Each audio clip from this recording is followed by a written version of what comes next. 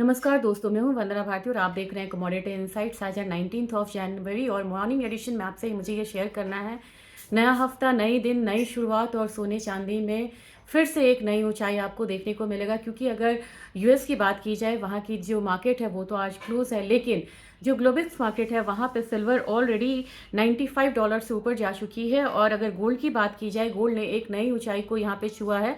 अभी फिलहाल प्राइसेस आ रहा है $4,666, यानी कि एक दिन में $70 की जो ऊंचाई है वो यहाँ पे गोल्ड छू रहा है।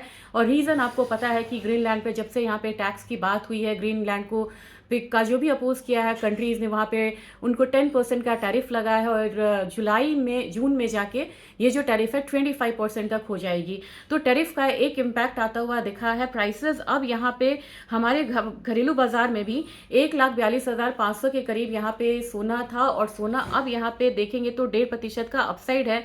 इस हिसाब से मुझे लग रहा है कि आज के दिन में हो सकता है कि हम लोग 1,44,000 45,000 का लेवल आता हुआ देखें। रही बात सिल्वर की क्लोजिंग जो है वो 2,87,700 के करीब थी। 5% का अपसाइड है, लेकिन इंडियन मार्केट बहुत ज्यादा अपसाइड नहीं दिखा रही है। और ये आंकड़ों से पता चलता है 2026 में कॉमिक्स में 30% का अपसाइड है, लेकिन हमारे यहाँ सिल्वर जो है वो सिर्फ 22% के अपसाइड के साथ यहाँ पे ट्रेड कर रही है।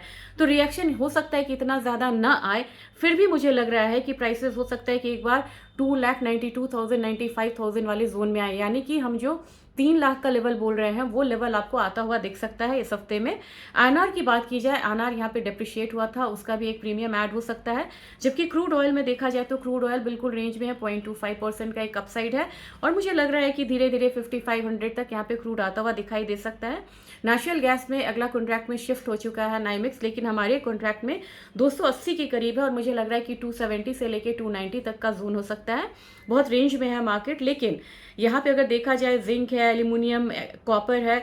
कॉपर में हो सकता है कि बाद में एक बाइंग रिटर्न आता हुआ हम देखें, और नीचे का जो लेवल वो 1250 का होगा। और अपसाइड में मुझे लग रहा है कि 1350 से 1360 तक का जो जोन है वो आता हुआ हम देख सकते हैं। जबकि एल्यूमिनियम 316 रुपए के करीब है। अब ये जिंक से ज्यादा प्रीमियम पे ट्रेड कर रही है। पूरे 2026 और 25 और 24 में आप देखेंगे जिंक महंगा था और एल्यूमिनियम सस्ता था। अब एल्यूमिनियम महंगा है और जिंक जो है कमोडिटी वो सस्ती होती हुई नजर आ रही है। तो एल्यूमिनियम में आपको यहाँ पे 320 रुपए तक का जो लेवल है वो देखने को मिल सकता है। और एक बात आपसे मैं यहाँ पे बोलना चाह रही हूँ कि बिटकॉइन जो कि एक न्यूट्रल एसेट क्लास है, वहाँ पे हम लोगों ने बहुत बड़ा एक अपसाइड देखा था जब से ये वेनेजुएला पे उन्होंने एक कवर किया था, कैप्चर किया था यूएस ने। अब वहाँ पे बिटकॉइन का इम्पैक्ट आया था, बिटकॉइन में बाइंग आई थी क्रिप्टोज में। आज क्रिप्टोज में $2,000 का फॉल है। ये भी वजह है कि गोल्ड और सिल्वर में एक सेफ हेवन बाइंग आ रही है और सारा अट्रैक्शन जो है बाइंग आता हुआ दिख रहा है। तो मिलते हैं मिड डे एडिशन में, तब तक के लिए थैंक यू।